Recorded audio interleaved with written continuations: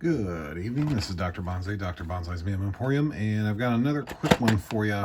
This one in the similar vein of the Tartaros Terminators. It's kind of old. These were some of the original plastic models that were ever released for the Horus Heresy through Games Workshop. Originally, these guys were special characters for the Betrayal at Calth board game. Anybody that remembers that, I remember that. Pepperidge Farm remembers. But basically, it was a board game actually played on hexes, and it was actually kind of tight, and it's been making me think, oh, maybe I can probably go to eBay and find the rules, and by God I could, you know, so for not that much. So if you wanted to have a go with that, you probably could. But anyways, you get this is kind of a two pack, which is kind of unusual, and they haven't done this ever since. But basically, you get guy in cataphractii armor with chain fist, combi melta, plasma, chaplain with a Crozius, and is so basically a mastercrafted power maul and a plasma pistol. So these guys you'll actually see are on one frame. So you get your two bases here. We have 40 mil for the Terminator, and that's it. That is it. Not very challenging at all. So, because these were meant to be built by like super beginners. And then you get a giant transfer sheet yet again. Again, I got this from the same guys that I bought the Tartaros Terminators from, and they just can beat to crap. So, and then you have the assembly guide. So you have, you know, you have the chaplain, and then you have the Terminator guy. So, I'm gonna do something kind of unconventional. I'm gonna try to build these. So I've got all my tools. My pin vise. So this is going to be my first time doing this in front of a camera, so you will have to forgive me if I do this kind of funny. So basically, and these are a pair of super fine, well, not super fine, but like they're decent. They've been really working well for me. Some Tamiya nippers. Oh boy, I gotta be careful here not to...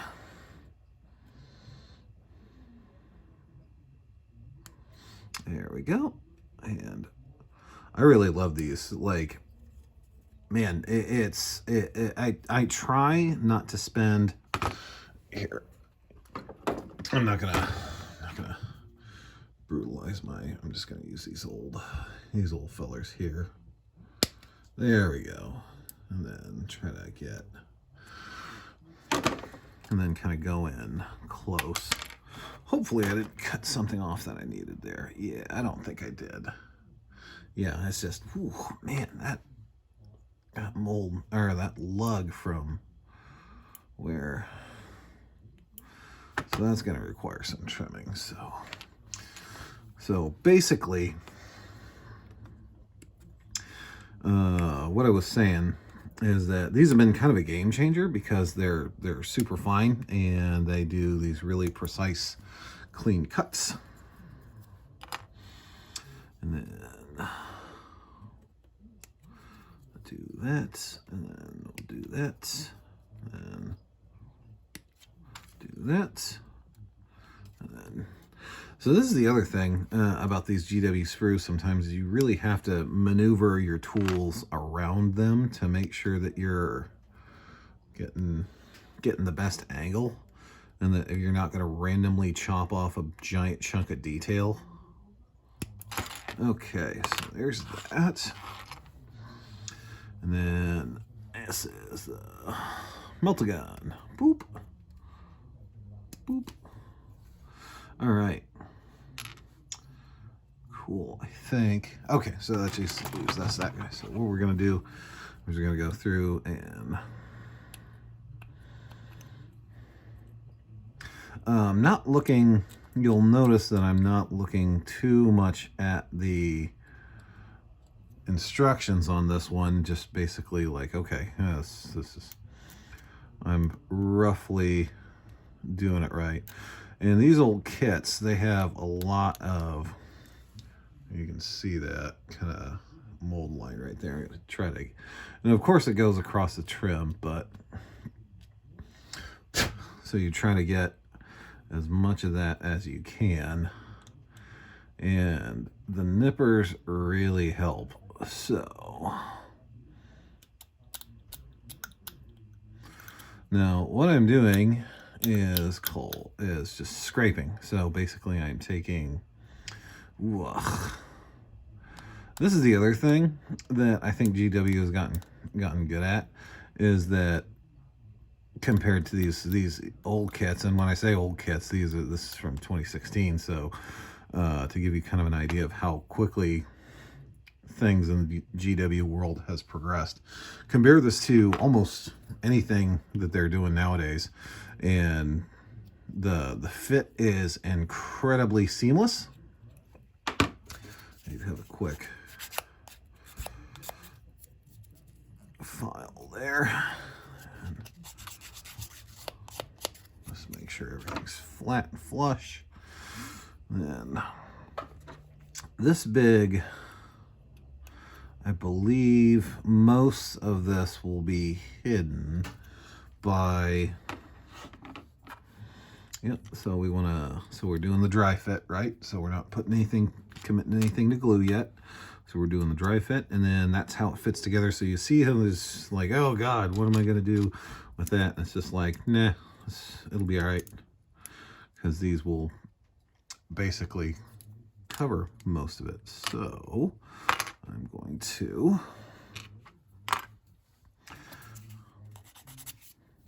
file it flat and then trim this. As you can see, there's fairly nasty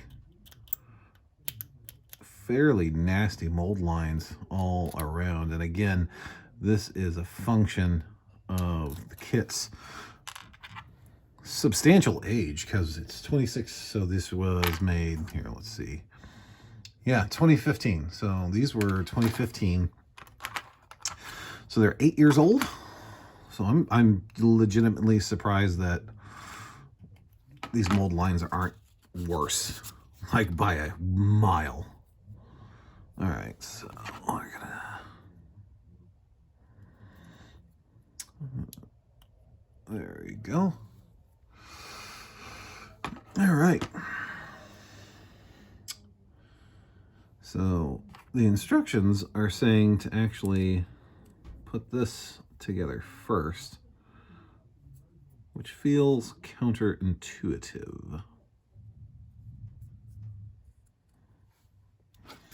Give both the feet a good swipe with the file, make sure they're level. And then, okay, so they have you, so the instructions here have you put the front and back together and then stick them on the base, which I guess makes sense. But at the same time, like, why would I commit them to the base when I would just, you know, do this and then let me see. Aha. Okay. So this is I don't know if you can see that, the little triangle shape that kind of notches in to there. So again, it's just the case of GW's really clever engineering. So theoretically, if I were to do this move, this would sit flush with that cable, which begs the question, why wouldn't I just do this? So I feel like this, yeah, why wouldn't I just do that? Okay, that's what I'm gonna do. So again, kids, take it from your Uncle Bonsai. Test fit, test fit, test fit. Measure twice, cut once. All right. So mold line's not too bad right there. So, all right. And then the handyman secret weapon, to me, extra thin. Don't leave home without it. This is my, whew, that would have been bad. Literally favorite glue of all time. This was a game changer. Before I switched to BattleTech and a lot of their pre-assembled minis from their Chinese factory that probably employs slave labor,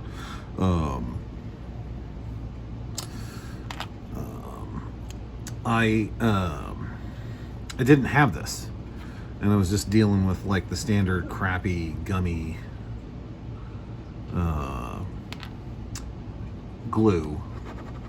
And when somebody finally turned me on to this and I switched, night and day difference. I will never go back. Like whenever I see people like, oh, I'm gonna assemble this with this, you know,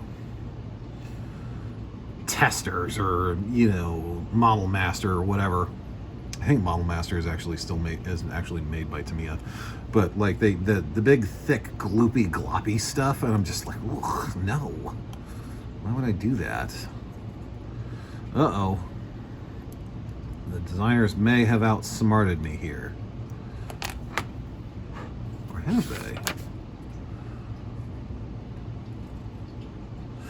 they? Yep, they sure did. So sometimes, there we go. Thankfully, I'm able to, the fit is tight enough where it doesn't actually make that much of a difference, and I can simply just boop, boop, boop, and then sneak it in. There we go. So that's locked in. The cable is going to appear seamless by the time this all bonds. Then I'm going to address the shoulder lines here. So basically what I'm doing is I'm using the Tamiya Extra Thin and the general property of plastic glue in general to kind of fill the gap and use a file to create basically a plastic powder that will fall into that seam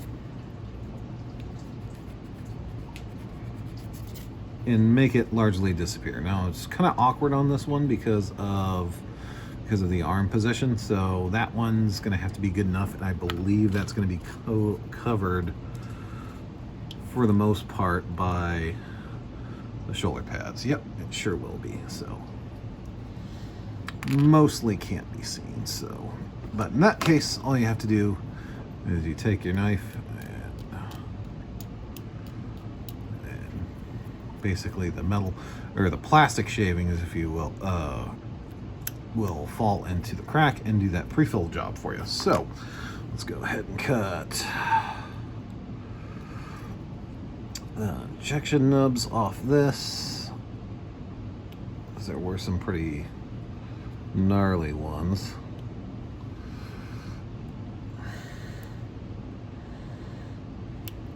By the way, assembling models on camera, way harder than everybody makes it look. So I don't know if it's a matter of positioning. It probably is, because right now I'm kind of like leaning around my phone, which is on a tripod, to kind of see what I'm doing, and it's a miracle that any of this is in frame whatsoever. So we're going to again just drop some glue onto that.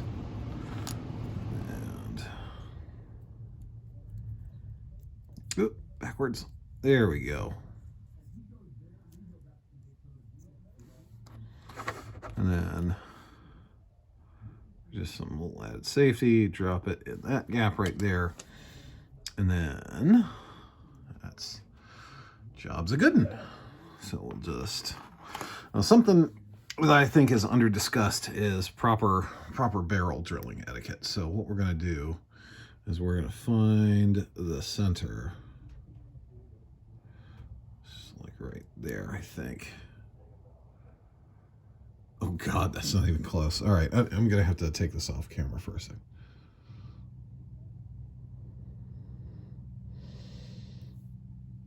Okay, I think that's more or less centered.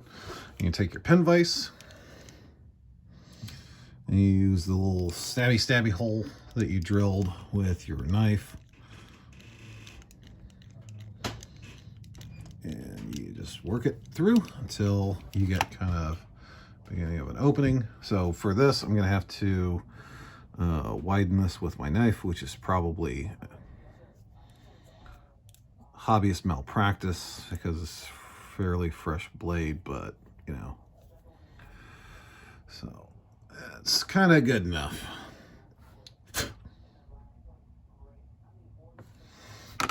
Let me actually, okay, so my pilot hole was kind of low, so I'm calling that good enough so I don't ruin the barrel. So something that's interesting that I've noticed is that you can kind of cheat and use the mold lines that go across the tip of the barrel to kind of find your center. So you do like that.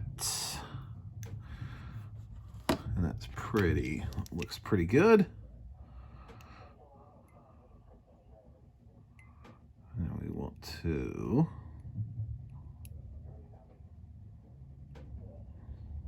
carefully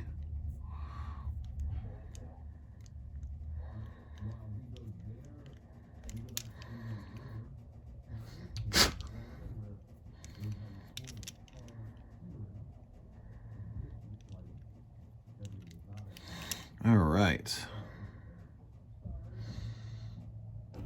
Again, kind of good, close enough for government work. There we go. More or less. Mostly less, but more or less. So, and then these two just slot together. We'll just drop some glue. And bam, Praetor #1 done. He's got a lot of great detail, a lot of big blank spots, these big shoulder pads or tilting plates. No, it's not tilting plates, they're shoulder pads. Oh God, this guy can't fit on a 20 mil base. All right, so there's that. We're just gonna drop some glue, and there we go. We have Praetor. Now, again, kind of a moment on scale because these guys are pretty old. So as you can see, he's kind of actually as tall as a standard Mark III Marine, maybe a little bit taller. But basically, your Cataphracti guys and your Tartaros guys especially, they're going to have sufficient bulk that they don't look like children. So probably a more interesting comparison would be this guy versus this Praetor. Now again, this guy has a tactical rock, so you can't really get a good judge on size, but he does appear to be taller, which I think is a function of him wearing Mark VI armor and these guys just wearing, you know, even though he's wearing Terminator armor, he's still 8 years older than that guy. So that guy was from like whenever those models were first minted. So, all right. I didn't do an assembly or review of those. I realized, which, oops. But those were these guys. That'll be a separate video because they were challenging to put together. So what I'm doing right now is I am putting together the Chaplain, which is, they're like, oh, they didn't have Chaplains in 30K. Well, yeah, they did. It was basically a role that was established by the word bearers for all Space Marines, Cope and Seethe, that was basically meant to enforce kind of a uniformity of, you know, doctrine, discipline, and like Legion, you know, kind of ways and whatnot. So even if they weren't overtly religious or in aspect for a particular Space Marine Legion, they were still, you know, they were still kind of like these authoritarian veteran warriors that people looked up to. So now I feel like just off of looking at this guy. So this guy, like I said, and the other guy, these were both, obviously they're both on the same frame, so they were made at the same time for a board game that, if you look up on like Board Game Geeks or whatever, is let's see here. Ooh, that one's, there we go. Is and Bear Sprue. What was I trying to say here? That box was actually kind of, I feel like GW's kind of soft exploration to seeing, okay, how are people interested in seeing plastic heresy stuff? And the answer was, yeah, we are. So they created this board game about basically the Betrayal at Calth, which is what it was called. And basically it was the beginning of what's called the Underworld War, where basically the word bearers and Ultramarines, they were kind of put together because Horus was like, okay, yeah, I've gone full-blown chaos mad traitor, talking to Erebus and this mark right here, this weird discolored spot, that's going to be invisible. So you guys are going to go work together. You're going to work with Rubute Gilliman, and that is how you pronounce his name, Cope. And then when the time is right, Lorgar, you're going to take your vengeance on the Ultramarines for them having embarrassed you a long time ago. So basically the Ultramarines and the word bearers were assembled under the pretense that they were going to fight some orcs, and the Ultramarines were like, hell yeah, let's go. Things are getting boring on Ultramar. So when the time was right, Lorgar launched his attack and basically crippled a huge chunk of the Ultramarines, all in like one huge shot. And this of course made Rubute very angry boy. And while this was going on, this caused kind of these great warp storms, and which had ramifications for other places in the galaxy where everybody else was fighting. And then you had, it was just kind of a mess. It's the best way I can put it. But anyways, so that kind of contextualizes this board game. And basically it was, I think they included like 30 Space Marines and Mark IV tactical armor, which you can still get from the web store at GW. It's a direct only thing, which is kind of a shame.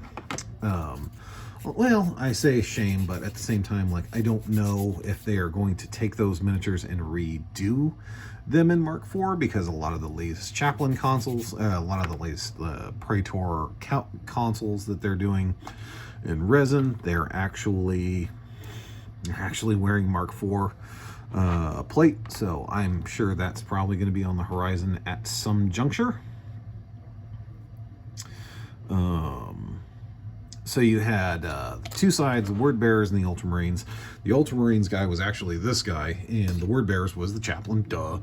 And what they did, it was kind of like an activation type impulse system, where you would take turns, like you'd move a unit and you would attack with them, and you would, counter fire, and that would use up somebody's activation. So it was actually really slick little, like, board game that they created. Like, I was really shocked that they didn't just keep it in like standard production and just say, you know what, screw it, we're gonna keep this thing in production, and we're gonna make it kind of a gateway game to Horus Heresy, and give you some models to build and contextualize the it's Ultramarines versus the Word Bearers. And they did a couple of White Dwarf articles expanding with the forces that you could use, so you could have, like, that was the other thing. They had a Contemptor in that box. Obviously, it wasn't this beautiful thing. It was like this awful, like, it wasn't even snap fit. It was just like, hey, here's a dreadnought, lol. And it had like two options. It had like an assault cannon, and it had a melta cannon, or a gravis melta gun, or a gravis melta cannon. And it's like, that's kind of... By the way, I'm not even paying attention to the instructions right now. I'm just kind of doing this. But apparently I'm doing it right. Kill me. So, ooh, I gotta take care of that piece right there. So anyhow, this dreadnought was like two pieces front and back for like the torso and the legs. Like there was no leg posability. Look at you, spoiled new kids. And so there was no leg posability. There was no arm. Well, there was a little bit of arm posability, but basically it amounted to like the position of the swing of the arm. Like it was not this, right? It was not the current day Contemptor where it's like each arm is 5 different pieces and you can rotate it and you can do this, that, and the other thing. This is not like that at all. So, all right. So this one's going to be a little bit trickier. So,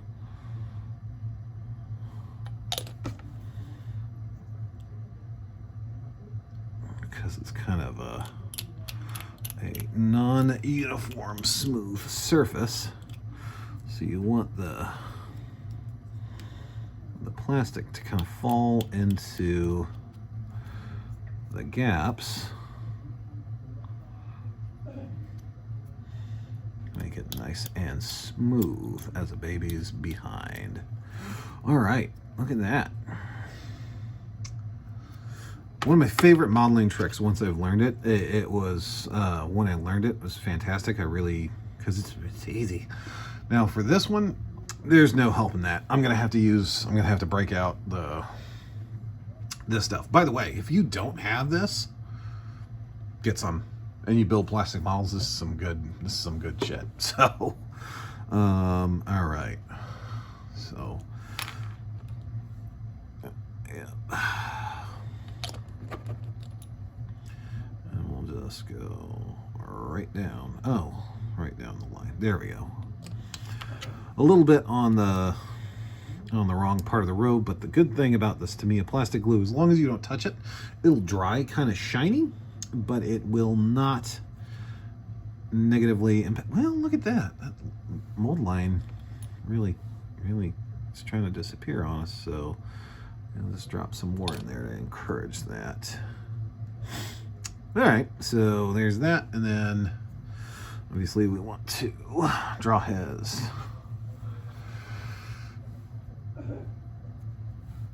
Oh.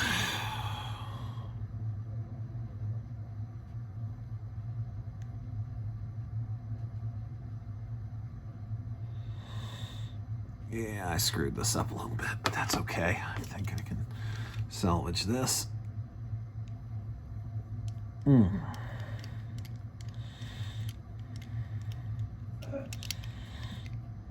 There we go.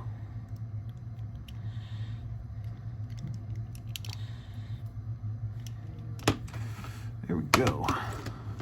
Also, cheater step, if you have some just general tweezers, maybe not that. I bet I could use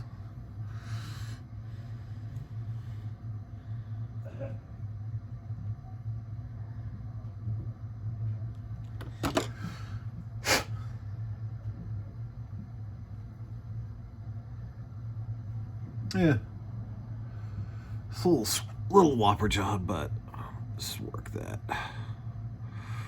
Work the bevel this way. Should be okay. And clean out the hole with the pin vise. There's probably a lot of people just screaming at me how terrible I am at this, but that's okay. If that's how you get your catharsis, I'm not gonna ick your yum, as the kids say. Wow, there's a lot of crap in there. There we go. That's what she said. Cleverness. All right, so there's that. And then you kind of have this weapon kind of held, again, like like this.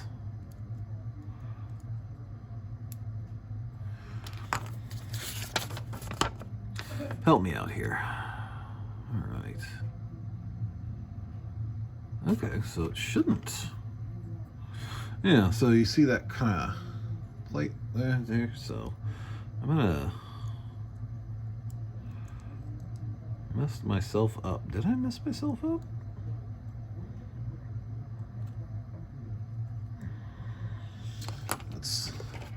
Let's look at the box.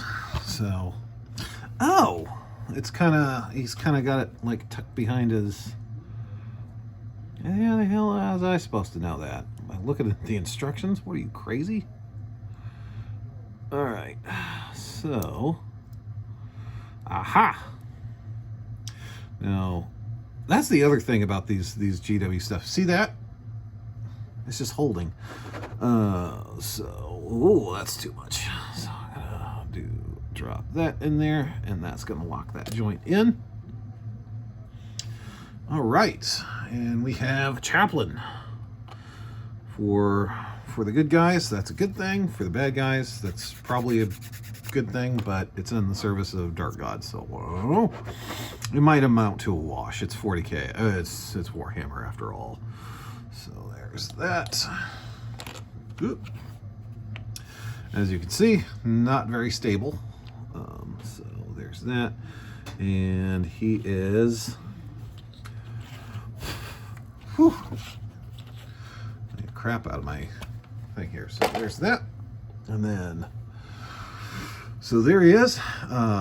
He doesn't have the spooky, scary skeleton skull mask that chaplains in 40k have, but I think that was a relatively speaking in the Warhammer timeline a recent innovation.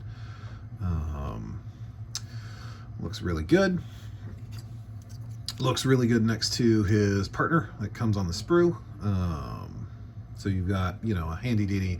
You could even run this guy as like a Praetor, as like a centurion, if you've already got your other guys, and then you have Chaplain Consul, who's also a centurion, you know, kind of stat line guy. And this is where things get squirrely. So this guy is quite obviously very, very small. He is 5'11", 6 foot energy, you know. So, man, that is a huge. So let's go with the standard bolter, dude. Let's see how. Oh yeah, that's bad. So yeah, maybe. So the guy is a little bit taller. The regular bolter dude is a little bit taller, so, you know, not all Space Marines are exactly the same height, despite what the model kits would have you believe, so you probably cheat a little bit. The other thing that you need to keep in mind with these models, too, especially the smaller range, is they sell the Mark III guys, and they sell the Mark VI guys in boxes of, you know, uniform figures, right? That doesn't have to do with the rules. That's just so they can use the same art assets, the same CAD art assets, without having to re-engineer a completely new file. So, for me, I would say you could freely mix the Mark VI and the Mark IIIs. The Mark IVs would probably be a bit squirrely because most of those guys would be way shorter. So you might, depending on your legion, you might count those guys as inductees because they're the rapid growth guys that they started throwing towards the end of the heresy. But there we go. So that was kind of me just kind of waffling on about these two figures. They still look great despite their age. They're, like I said, the molds themselves are 8 years old. They have aged really, really well, all things considered. If you have some Mark IV Marines, I just forgot a mold line there. Missed a mold line down his leg pad there. I missed one right there. So if you have some Mark IV Marines, this chaplain is going to sit beautifully next to him. If you have some Cataphracti Terminators, this guy is also going to sit quite nicely next to them. if you have, let's go, absolute worst case scenario. So what if I wanted to attach this guy to my Mark III Marines? So you have your Vexilla, your Sarge, your Boxcaster guy. So he is a little bit shorter, a little bit thinner model, slimmer, if you will. It doesn't look like there's much room for the guy in there, but you could still do it.